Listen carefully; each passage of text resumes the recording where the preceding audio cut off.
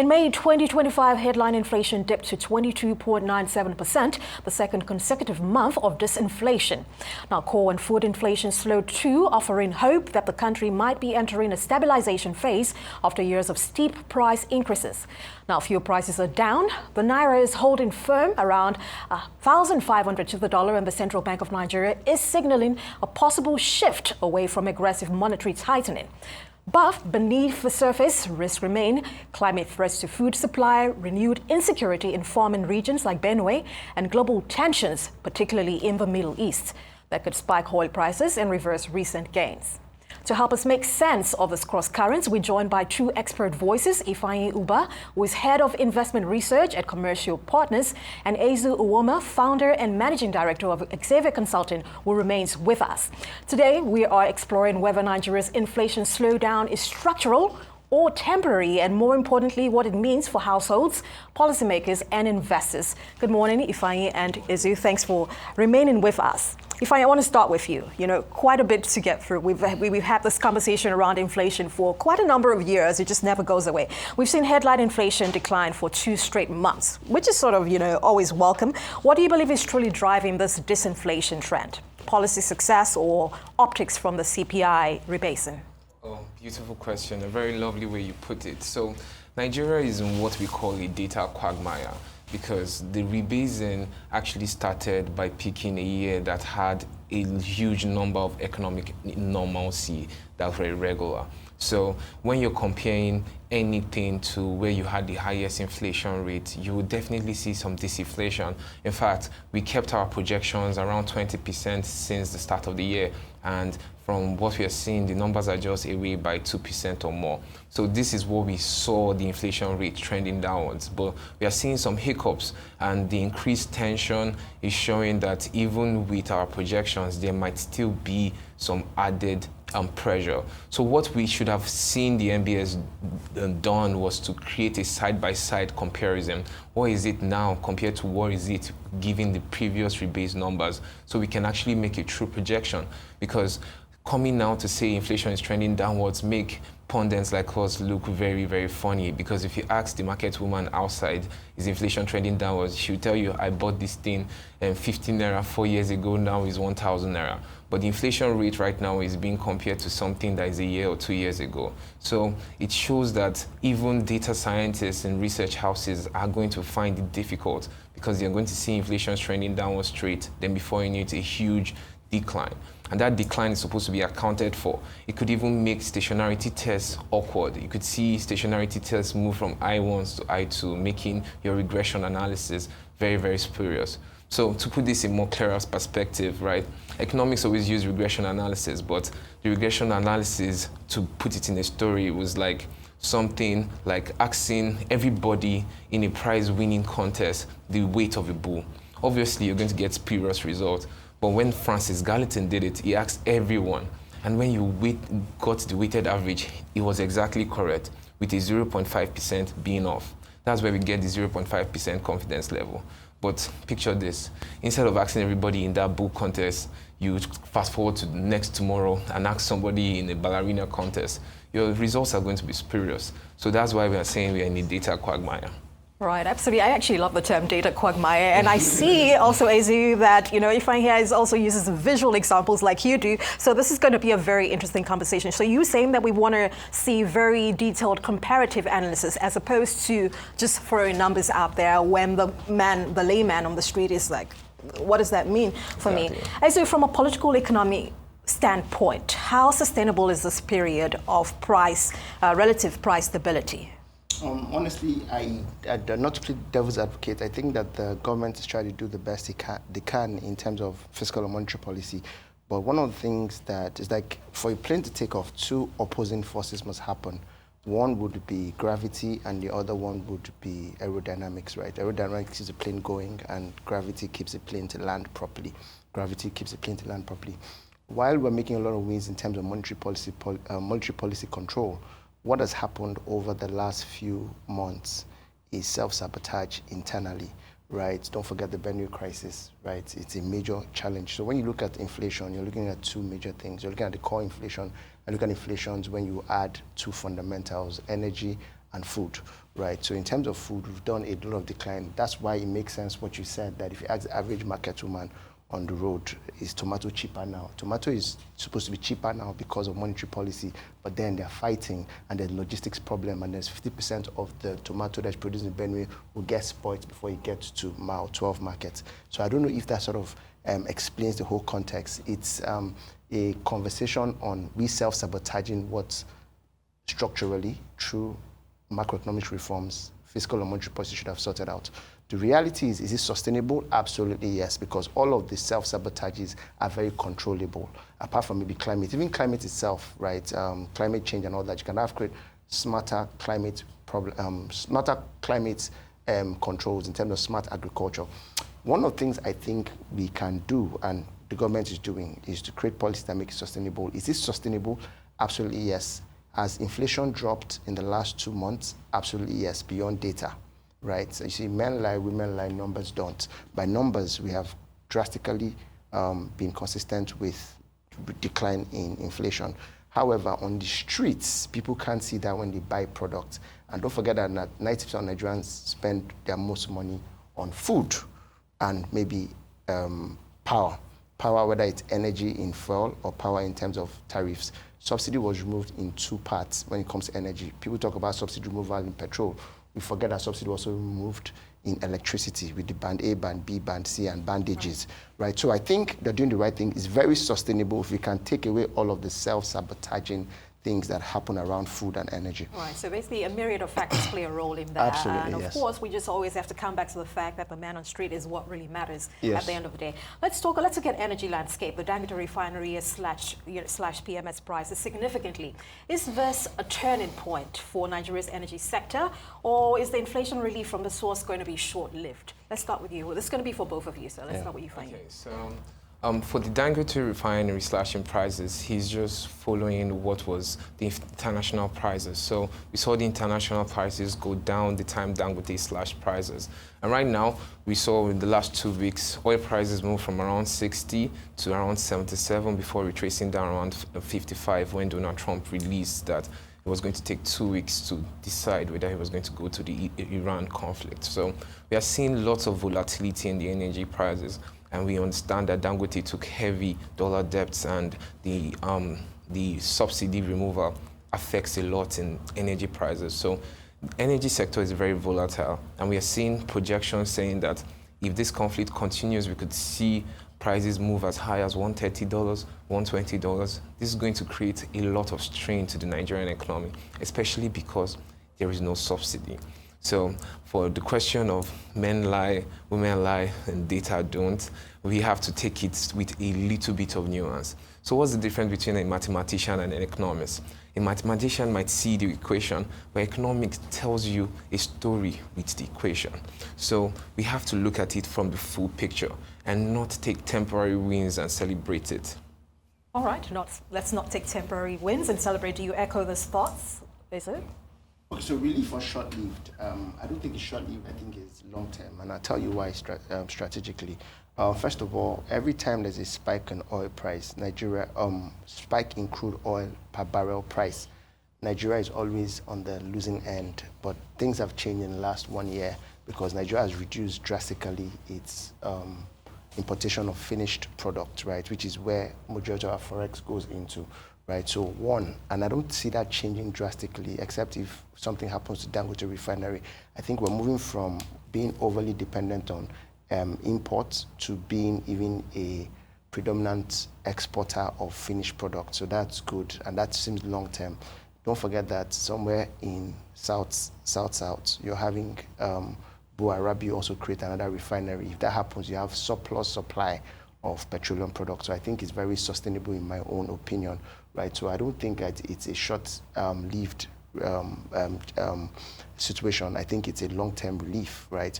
My biggest challenge now is what he had mentioned, which Dangote has a lot of debts in the long term, but then he's also doing a lot of strategic investments. The ability for him to play around the whole value chain. I mean, instead of from midstream refining, now he's going to downstream distribution, right, and killing maybe the depots and the terminals and the tank farms. I think what that does, it gives him a lot more money to play with. right? So in the long run, I think Dangote fuel cut price. What it does for the average guy is that the pump price of fuel in the long run, even in the short run, in the next few weeks, I expect to see a downward reduction on how much we buy petrol. This is my view. If that doesn't happen, then you know that politics has happened. But if you look at demand and supply, look at all of the bottlenecks. The biggest bottlenecks we have in petrol pricing, apart from production, is actually distribution, which is transportation, right? So I think that fundamentally we're in a good and a stable system. You can almost draw a linear graph and create stability in the system. So I'm hoping that what will happen with Dangote Refinery eventually is that you have more players, and then it would sort of reduce the monopoly, because monopoly is never good for any business, in my own opinion. It certainly isn't. Well, let's go back to inflation. When we look at core inflation, this has eased. But when we look at month-on-month food inflation, this ticked up. What does this tell us about Nigeria's food supply chain resilience, Ifeanyi? Okay, now well, before I get to that, I feel compelled to talk about data, right? So Eizu mentioned something about a decrease in international imports. But this decrease is not just a mere decrease because we are looking or more exporting. To me, I feel it's a consumption pattern. So when people see that to get foreign products are 3 times more expensive, they're going to call their local farmer and say, please, can I get it? Just add a little bit of sugar. Your own is even sweeter. They change their consumption pattern. This is something we have seen elsewhere, and we're also seeing it in Nigeria. So we need to look at it in that lens. And for the core inflation, we saw a little bit of volatility over the last couple of months, a little bit of increase from February to March, and now we have seen it decelerate.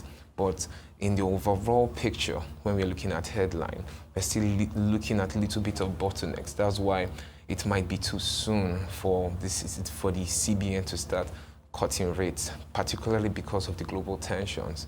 We saw what other policymakers and other CBN governors from other climes are doing. The global tension is a real bottleneck, and you have to factor in that you're trying to attract dollar investment, which he has done a fantastic job of attracting FPIs. But remember, this is hot money, and it can fly at the hint of distress. All right, so you say timing is also everything. It's a very critical point to consider. It's going to play a very significant role here. That's a very legitimate concern. And so you mentioned earlier, you touched on climate change. You know, this is sometimes very underestimated, especially in agriculture-heavy countries like Nigeria. What role does this pretty much play in the long-term feasibility for inflation across African economies? So, Nigeria's inflation, you can always break it down in 2, right? Core inflation and inflation when you add food and you add energy. Food and energy is so strategic to every Nigerian. If you ask every Nigerian, just go to the street and ask, what do you spend your most money on? Do a breakdown, you're collecting 250,000 naira a month. What do you spend? You find out that the biggest cost element on that is food. Little wonder why your richest Nigerians are actually producing food. Sugar, flour, salt, right? So here's the fundamental problem. When you look at that food supply, and you look at climate change, and you look at agriculture in general, you find 3 main touch points, and Nigerians need to take cognizance of those points: production, storage, and distribution. So climate change affects most in production. I think that when they say 7% of Nigerians or majority of Nigerians are producing food, they are farmers, people always say, oh, because you live in Lagos. But the reality about it is all of us are all subsistent farmers. We all have someone in the village who is farming. Until the government comes in and creates smart methods, which is where production comes in, right? Simple things like flooding would be an issue. You see, I read a book years ago. It's called The Habits of Highly Effective People. It talks about circle of concern and circle of influence. We shouldn't talk about things we can have no control over. That's things we can't influence, but things we can control. We can't control climate. What we can control is the techniques that adapt to the current climate. And Nigeria is not doing well, so that's where technology comes in. So my answer is very simple, right? We're in the place where we are literally on the menu. We're being consumed by things we have no control over, like climate change. What we need to do is create better production processes, right? Then create better storage processes. Sadly, one elephant in the room, apart from that, is now the crisis that's going on. But I trust the fact that Tinubu is, in my own opinion, his biggest superpower after politics will be negotiation. Him going to Benue sort of sets a precedent for good negotiation, because don't forget that the biggest problem you have after climate change is the fact that farmers cannot farm, right, in peace, and then storage is a problem and distribution is a problem. You want to check how long it takes for you get product from Benue to Lagos, right? There's so much regional bottlenecks between south and north, right? So I think that also has to be sorted out. Right, logistics, investment, as well as technical know-how. So Absolutely. the educational aspect of it is also very key. Absolutely. So ultimately, we need to see a lot more aggressive investment in that space and Absolutely. not underestimate it. Let's look at monetary policy stance. You know, this is another bedrock of it all. There's talk that the MPC may consider rate cuts later this year. Do you think, Ifeanyi, that it's time for a shift in the monetary policy stance, or is it too soon? Because you spoke about timing earlier. What do you think? Yeah, so the timing is actually critical. One thing the CBN has actually done is actually try to give some value to the Naira and maintain this value. And this is largely because of, remember, the exchange rate is just a barometer of demand and supply, right? Like the more imports and exports, I mean. So the more imports or the more inflows you get in terms of either goods and services or dollar revenue, dollar inflows, it is going to give some value to your stable currency. And remember, the dynamics is that we actually want a stability in our currency, and the interest rate is a very key barometer in getting that stability. And given that if we check the broader market, the people that give one of the highest rates are Egypt right now, and we have seen some couple of losses, it might be too soon for the CBN to actually reduce this rates or cause a little bit of capital flight, because we're going to see added interest in our government bonds or CBN, OMO bonds, and every other thing. So reducing rates might have a trickling down effect to giving a sleep of the Naira or even adding some more pressures to inflation. So since the inflation dynamics is not absolutely clear, I think the CBN needs more time to analyze the data. All right, and I'm glad you're talking about that because we're quite thin on time and we want to wrap up with that. So, Eizu, I want you to come in. Let's talk about just broadly the CBN recapitalization efforts. Well, you touched on that earlier during our first segment, but let's talk about your overall thoughts and the projection for it. Okay, so first thing first, I totally agree with you 100%. I was going to say that because that's really important to know that the CBN has one rule of thumb: try not to create surprises. Right, try not to create surprises. Consistency is better than even acceleration. Just be consistent with what you're doing. So I think that they don't have to adjust the monetary policies, rates, or anything else for the next few quarters at least, right? But to look at the real conversation that you just had now, in my own opinion, right, one of the, I really need you to restate the question again. So the CBN recapitalization. Right? So one of the most fundamental things I think, and I've always felt this way, is that free markets is good, but then again, it creates too much complexities. We have too many banks, in my own opinion, right? We have too many banks, commercial banks, right? So the recapitalization would have to have some smaller banks get swallowed up by the bigger banks. I mean, the likes of Providos trying to acquire Unity Bank is a solid move. So the recapitalization literally says, let the men come forward and let the boys stay back. There are a few banks that's already come up to hit the 500 billion recapitalization. I think that's really good, right? In the end, what drives an economy is banking, and banking is confidence. That's why I keep saying that the CBN shouldn't try to make more headlines. It should just create more confidence in the system. So that's the step in the right direction.